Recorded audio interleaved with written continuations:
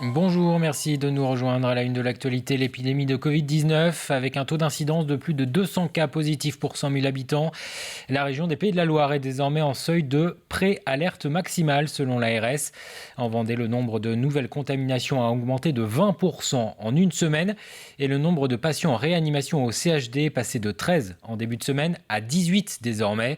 Une évolution inquiétante selon le directeur général de l'ARS. Nous sommes en deçà des indicateurs nationaux qui s'approchent des 320 pour 100 000. Mais quand on a une telle augmentation, ces chiffres ne sont pas bons et je vous le dis, marque chez nous une forme d'inquiétude. Inquiétude qui est confortée également par le fait que notre niveau de contagiosité, le fameux R effectif, est désormais supérieur à 1. Aujourd'hui, en Pays de Loire, 10 personnes en contaminent 11,8, alors que le niveau national, c'est 11,6. Et hier soir, le gouvernement a rajouté 3 départements à la liste des territoires reconfinés.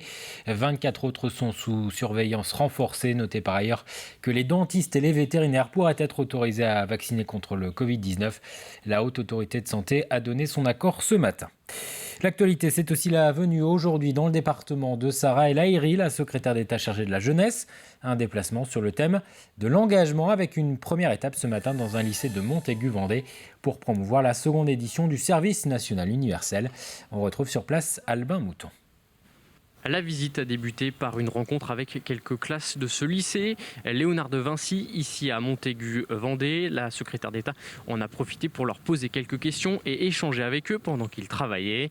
Elle a ensuite expliqué le SNU, le service national universel, à une quarantaine d'élèves dans une salle.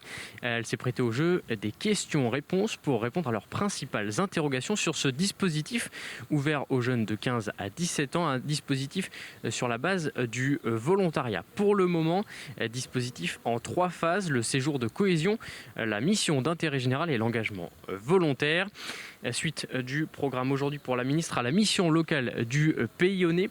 Elle conclura ensuite sa visite au conseil départemental afin d'évoquer l'élargissement du passeport civisme. Des jeunes qui sont de plus en plus nombreux à suivre l'actualité uniquement sur Internet. C'est ce qui ressort du dernier baromètre de confiance dans les médias, alors que se tient actuellement la semaine de la presse à l'école. À La Roche-sur-Yon, au collège des Gondoliers, il existe une classe média. Un groupe d'une trentaine d'élèves découvre depuis le début de l'année le métier de journaliste, jusqu'à passer eux-mêmes derrière le micro. Regardez. 3, 2, 1, ça tourne. Bonjour à tous. Aujourd'hui, on va débattre sur la liberté d'expression des sportifs. Dernier entraînement avant l'enregistrement. À l'occasion de la semaine de la presse et des médias, ces élèves de 4e s'apprêtent à réaliser une émission de radio.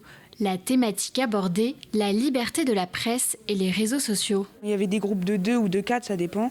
Chaque groupe choisissait un sujet par rapport à la liberté d'expression ou sur les réseaux sociaux. Ça fait 3 semaines ou 4. 3 ou 4 semaines qu'on fait ça. Il faut beaucoup de recherche, il faut beaucoup de cours, beaucoup d'attention. On peut le faire chez soi aussi.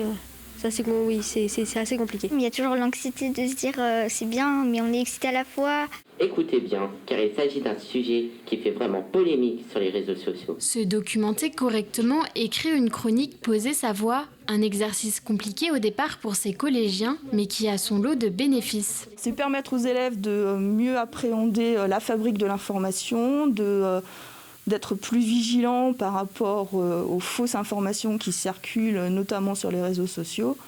Et puis de comprendre aussi le rôle des journalistes. Ce n'est pas la première fois qu'ils abordent le monde de l'information. Cette trentaine d'élèves participent toute l'année à la classe média, durant laquelle ils travaillent sur le journalisme. Régulièrement, cette journaliste vient au collège les sensibiliser sur son métier. Un apprentissage particulièrement important à l'heure des réseaux sociaux et de la désinformation. Ils ont beau être jeunes et hyper ultra connectés, et bien finalement Google, qui est pourtant notre meilleur ami, eux ils ne connaissent pas Google.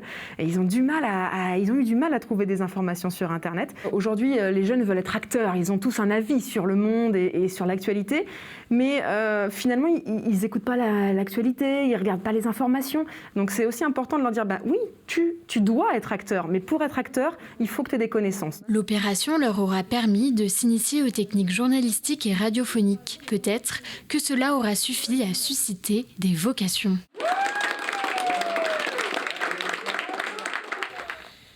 Dimanche, ce sera la journée mondiale contre l'endométriose. Cette maladie liée à l'utérus touche près d'une femme sur 10. Elle provoque des douleurs importantes ou de la fatigue au moment des règles en particulier.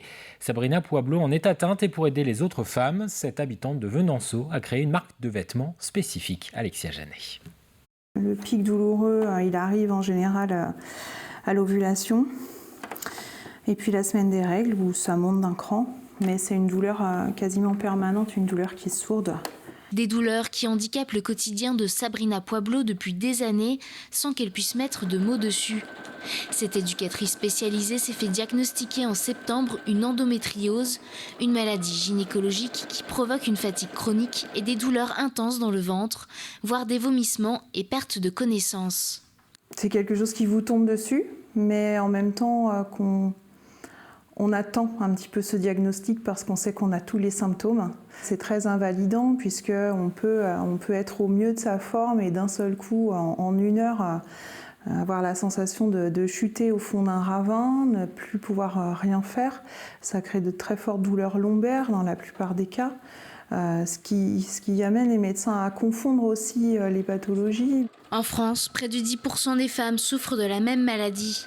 Pour les aider, Sabrina Pueblo décide alors de créer une marque de vêtements munie de ceintures un peu spéciales. Donc vous avez une ceinture, et puis donc à l'intérieur une poche, une derrière, une devant. Et c'est une ceinture donc on vient enfiler comme une jupe ou un pantalon. Avec à l'intérieur des poches des bouillottes chaudes, car si aucun traitement n'existe, la chaleur permet de soulager les douleurs. Quand on a de l'endométriose, c'est super dur de s'habiller parce qu'on a le ventre qui gonfle. On a l'impression qu'on est gonflé de partout d'ailleurs. Donc quand on fait un 42, on va systématiquement aller parfois sur des vêtements de grossesse pour que le ventre ne soit pas comprimé. On va s'habiller beaucoup plus grand pour ne pas être gêné.